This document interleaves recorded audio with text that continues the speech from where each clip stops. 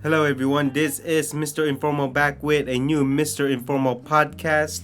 We are on the Mr. Informal podcast 233. That is right, 233.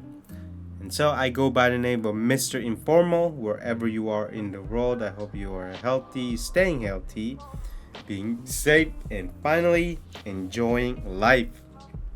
And please do not forget to add me on Instagram, MisterInformal, and then check out my website, mrinformal.com, mrinformal.com.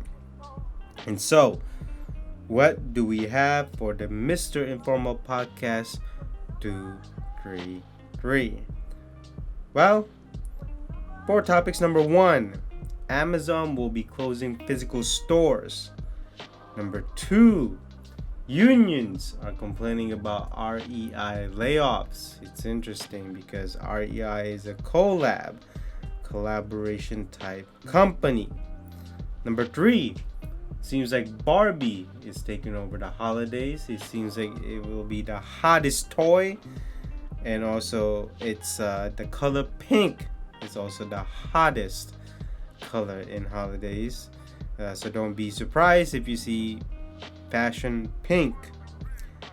Number 4, last but not least, a lot of with this economy that we have going on right now, a lot of brands are turning to pop-ups instead of actually physical retail stores because they want to test the water. They want to check if their pop-up stores are absolutely successful. Hey, it's gonna be interesting. Those are the 4 topics for this Mr. Informal Podcast 233. And so let's go ahead and start the podcast. On to the first topic from retaildive.com titled Amazon closing brick and mortar apparel stores. The closure involves just 2 locations but represents a further retreat from non-grocery brick and mortar retail. Amazon will close its 2 brick-and-mortar Amazon-style stores in favor of focusing on its online fashion operations. The company said by email Thursday both stores will be closed by November 9, and Amazon is closing, with affected employees to find them other roles within the company if they don't stay. Employees will receive severance and career transition services, the company said. Last year, Amazon shuttered all of its standalone bookstores and other non-grocery stores on Thursday.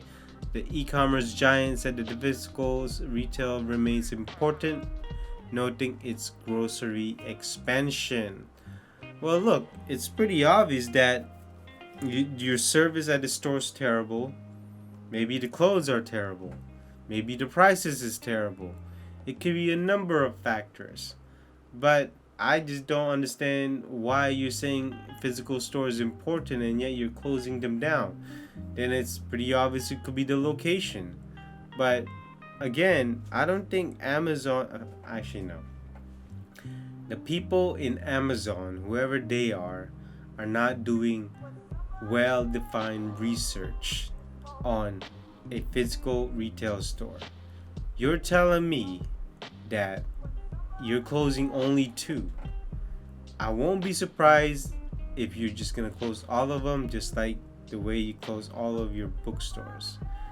It does not make absolute sense, and I actually think they should have kept their bookstores just to compete with Barnes and Noble.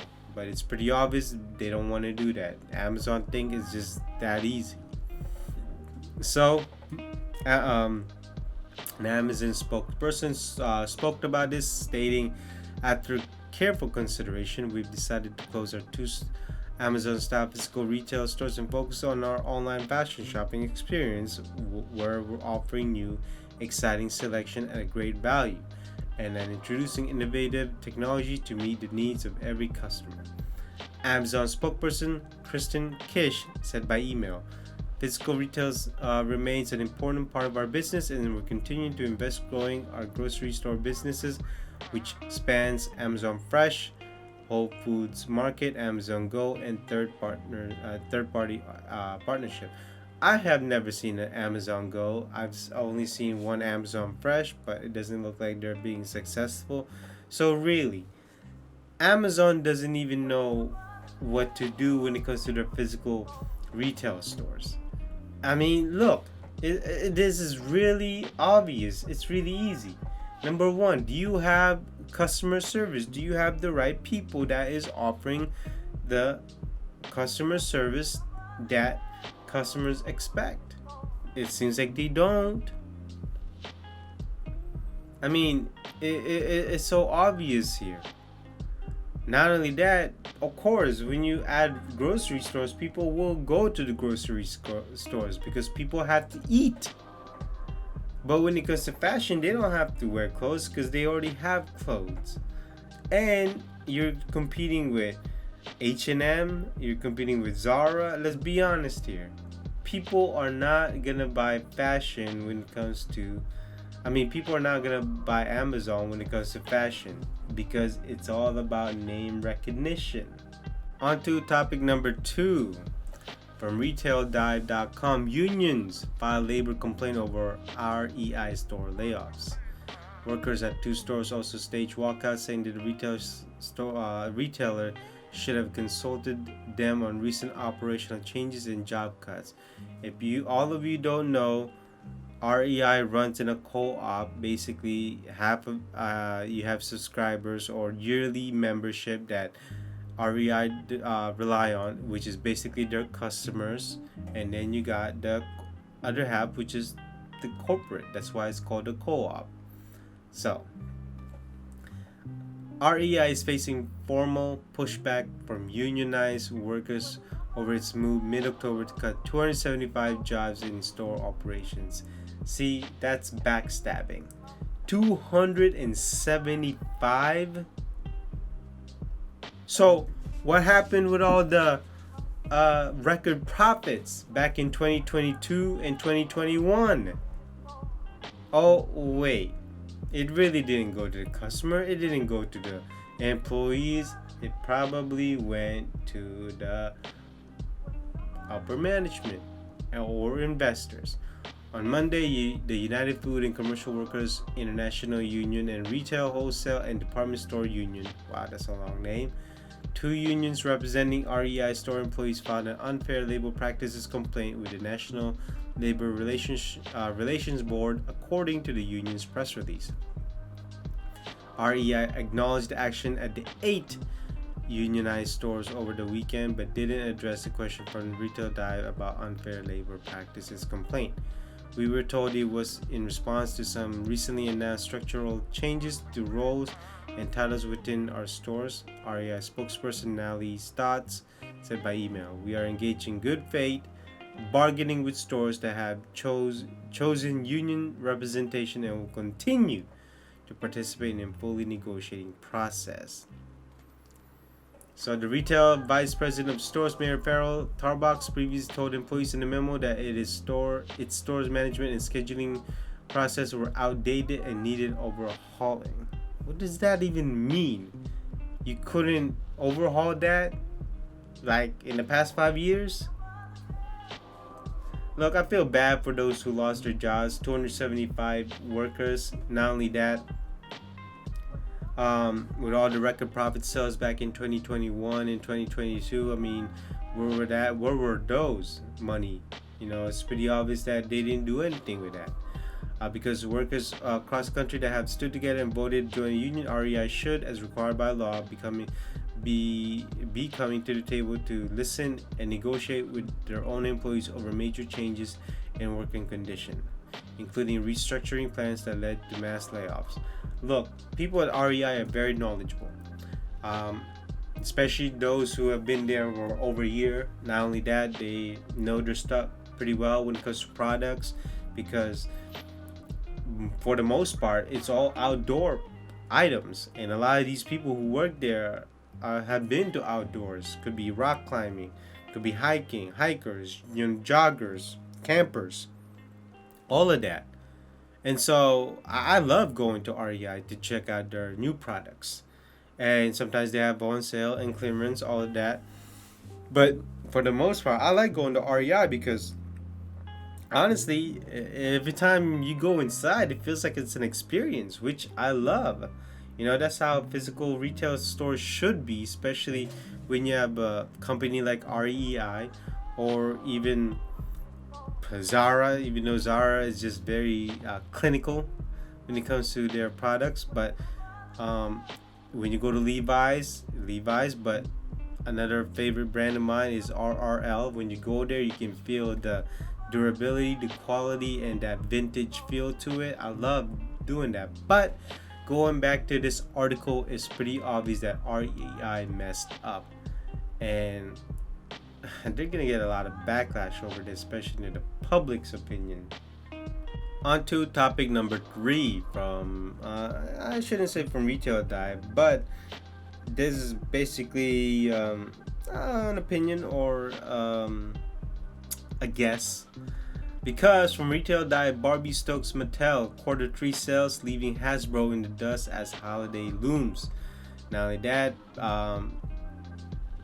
Hasbro's Q3 revenue fell 10% to 1.5 billion, as 40% growth in Wizards of the Coast and digital gaming segment failed to offset an 18% drop in consumer products and 42% plunge in entertainment, mostly due to the writer and actor strikes, the toy makers said.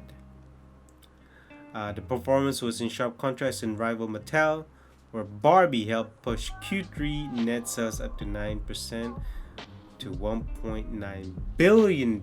So with that, this coming holiday is pretty obvious. Pink is going to be the color to wear when it comes to fashion. Not only that, with kids, especially Christmas gifts, Barbie is going to be the toy to have. It seems like Mattel is going to have another record sales when Q4 comes, especially Christmas is here. Now, with the help of the Barbie movie, not only that, you have Ken dolls too. I mean, Ken dolls are also gonna be selling well. There's also gonna and in the recent Halloween, a lot of men dress like Ken. I mean, what can I say? I mean, it is Halloween, and also the color pink will be in, and that's what it's looking like for the Christmas holiday. It just so happens that the color pink is quite appropriate during the Christmas season, because pink is just another shade of red, and we all know that red is basically will take over around November and December. I mean, it is what it is. It's been a tradition since I can't remember. I'd say over 100 years. But in any case, it's basically it. Kids are gonna have their Barbies. Parents are gonna buy Barbies. People are gonna be dressing more pink. I mean, I'm not saying they're gonna look like Barbie. I mean, they could, but the shade of pink is basically gonna take over the whole fashion industry, especially this coming up. Whether it be sweaters, sweatpants. I mean, I know usually pink will come in the spring and summer season, but man, it's gonna be interesting because Christmas season, everyone's gonna be in the holiday spirit, and don't be surprised if parents will also stream the Barbie movie in their TVs or streaming box, because it's just a family thing to watch. It's gonna be interesting, certainly, but I know Mattel is going to be really happy with that. On to the last topics. Pop-ups. As you know, as of right now, the world's economy is not doing so well.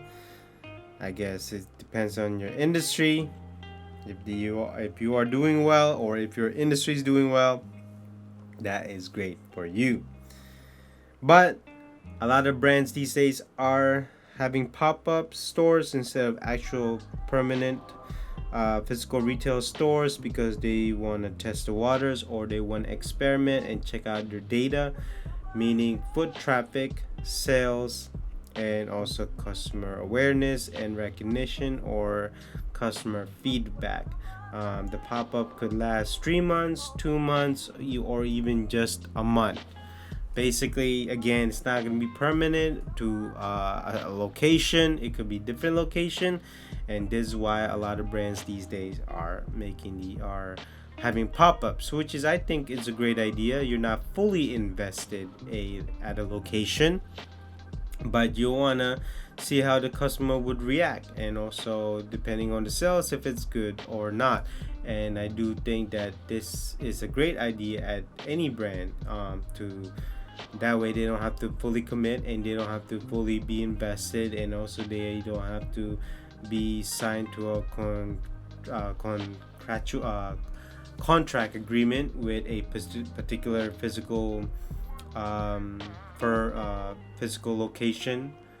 And so, obviously a lot of them are leased, but if you break your lease, there are penalties. This is why I think a pop-up is just better when you are a small company, a small brand, or you just want to see how the customer would react.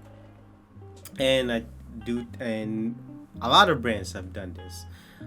Even Skims, even Amazon have done this. Even Shein have done this. AliExpress have recently done this. I mean, a lot of brands are doing this, and I do think that it creates awareness. It could also create a recognition, and depending on the location or the market, I mean, it could generate a lot of sales, and that will depend the inventory, or if you have fully committed on the items that you want the customers to see.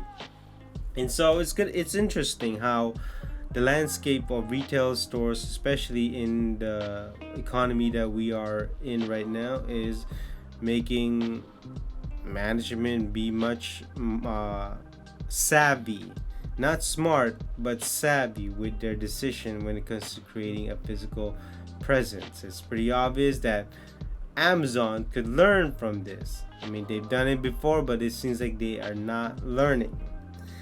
And certainly, I do think that, again, it all comes down to location, and how accessible it is. But it's certainly, it's good to have. It also lets you know what kind of where your customer base is located, and these brands really need to know about that. Just because, take example for REI. REI would be much more successful in Portland, Seattle, or Colorado, or Montana than in LA.